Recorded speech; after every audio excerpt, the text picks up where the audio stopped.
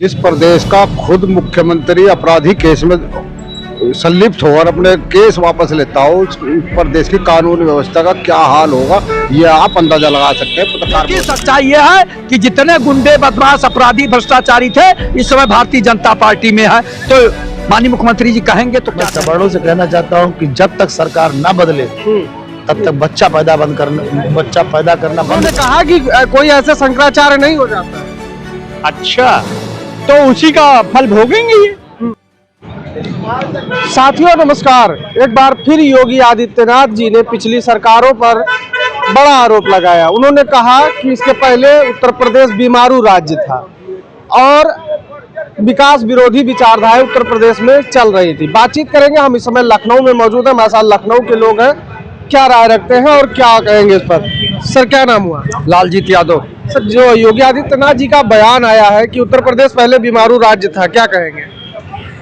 माननीय मुख्यमंत्री योगी आदित्यनाथ जी इस सरकार में, यानी माननीय योगी आदित्यनाथ जी की सरकार में, भारतीय जनता पार्टी की सरकार में जितना अपराध बढ़ा हुआ है, आप ये बताइए, वकील को कचहरी में गोली मार दिया जा रहा है, अपराध दिन दहाड़े हो रहा है, अभी बाराबंकी में शायद गोली मार दिया गया। कौन जिम्मेदार है? माननीय योगी आदित्यनाथ जी की सरकार और भारतीय जनता पार्टी जिम्मेदार है। पूर्ववर्ती सरकार पे लगाते हैं आरोप, लेकिन जो इनके सरकार में हो रहा है उसका जवाबदेही इनकी बनती है, उसका जवाब देना चाहिए।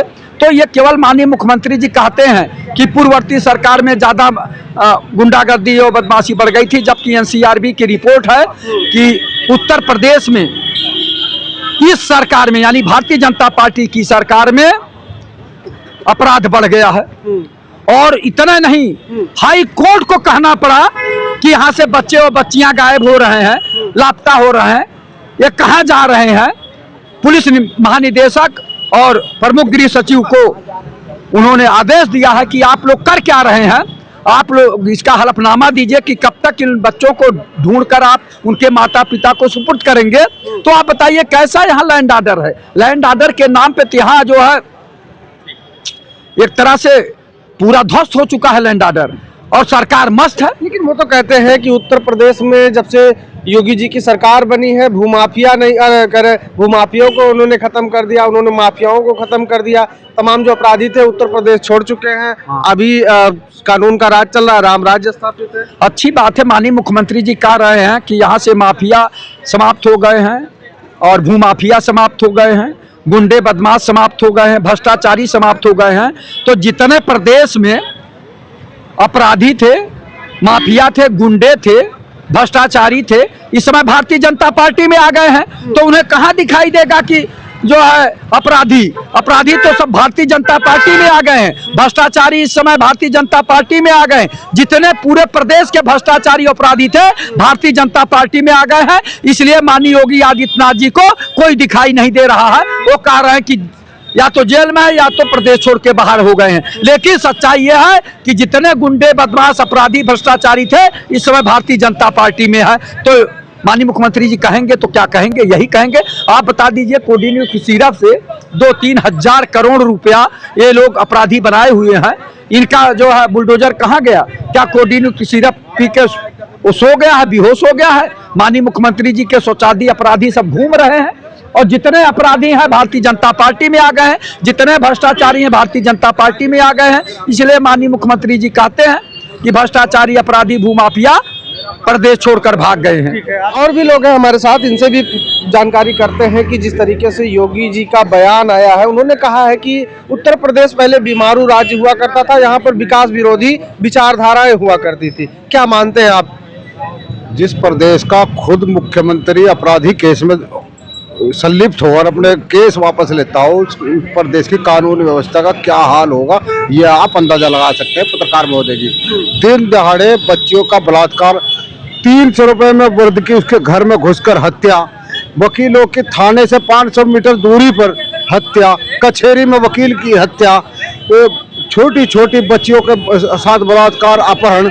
अभी कानपुर वाला प्रकरण भी आपने सुना होगा, जिसमें पुलिस वालों पर एक लड़की के साथ वही मैं आपको बताने जा रहा था। कानपुर में दरोगा खुद लड़की के साथ बलात्कार किया। एक कपसाड़ आपने बड़ा चर्चित केस सुना होगा कि वहां का मुख्यमंत्री के शोजातीय ने एक दलित महिला का अपहरण किया, बलात्कार के नियत से उसकी मां की हत्या की, कोई कार्रवाई नहीं, कोई बुलडोजर नहीं। एक मोइन खान है जिसे मुख्यमंत्री चिल्लाते थे विधानसभा में कि उसका घर भी तोड़ दिया गया, कोर्ट ने उसे बरी किया, उसका जिम्मेदार कौन है? मुख्यमंत्री है।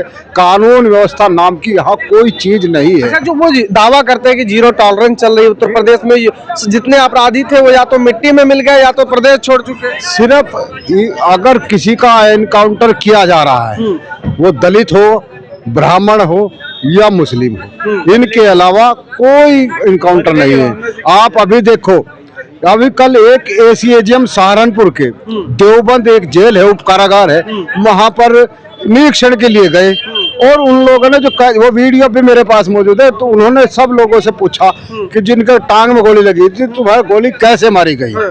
उन्होंने बताया उसको कि हमको घर से उठाया, चौकी ले गए, करंट लगाया गया और फिर जंगल में ले गए, हमारी बाइक में मंगाई गई, पहले हमारे कपड़ा रख कर टांग में गोली मारी गई और उसके बाद हमारी बाइक भी वहीं गिर गई, देसी कट्टे से फायर किया गया। इसी तरह से कम 10 कैदियों ने अपनी आप बीती एसीएम साहब परविंदर जी के सामने उन्होंने बात रखी। तो और ये एनकाउंटर 10,000 हो चुके हैं, ये खुद मुख्यमंत्री जी अपने बयान में कहते हैं। आंकड़े इतने बड़े आंकड़े आ रहे हैं हाफ एनकाउंटर के, उसमें तो कोर्ट ने भी टिप्पणी की है कि ये बंद होना चाहिए। अभी आज पूर्व ब्लॉक प्रमुख कहते हैं कि वो मुख्तार अंसारी का शूटर है। अब तो जो भी ये मुसलमान नाम का उस क्षेत्र का है जिसपे एक आध दर्जन कोई एक आध केस हो, तो वो मुख्तार अंसारी का शूटर है। उसे आज दिन दहाड़े लखनऊ से लौटते समय बाराबंकी में हत्या कर दी गई, 10 गोलियां मारी गई। तो प्रश्न चिन्ह कानून व्यवस्था पर लगता है या नहीं लगता है? तो किस बात पे वो टॉलरेंस की बात करते हैं, किस बात पे वो कानून व्यवस्था की बात करते हैं? कानून व्यवस्था बिल्कुल ध्वस्त है। सिर्फ आप यादव होने चाहिए, आप सिर्फ मुस्लिम होने चाहिए या ब्राह्मण होने चाहिए, आपका इनकाउंटर होगा। आप श्रीवास्तव जी कह रहे हैं? नहीं, श्रीवास्तव जी कह रहे हैं। हाँ बिल्कुल, आज ये स्थिति है इस प्रदेश में। कानून किसी तरह से 70 साल की बुढ़ियाओं के बलात्कार के केस हो रहे हैं, कानून व्यवस्था का थानों में जाकर मारपीट हो रही है, थानेदार की हत्या हो रही है। दूसरी बात है कि उन्होंने कहा कि पहले उत्तर प्रदेश में विकास विरोधी विचारधाराएं थी। 2012 से 2017 तक इनकी सरकार आने से पहले जिस तरह से कानून व्यवस्था चलती थी, 112 जो इन्होंने नाम रखा है, 100 नंबर लाए, मुख्यमंत्री अखिलेश यादव हुआ करते थे। कोई मैं उनका समर्थक नहीं बन रहा हूँ, लेकिन वो अमेरिका में जाके वहाँ की पुलिसिंग को सीखा और उस प्रदेश में लागू किया। आज जो भी कुछ कांड होता है तो एकदम तुरंत फोन करके पुलिस पहुँच जाती थी, लेकिन आज उन गाड़ियों की हालत क्या है?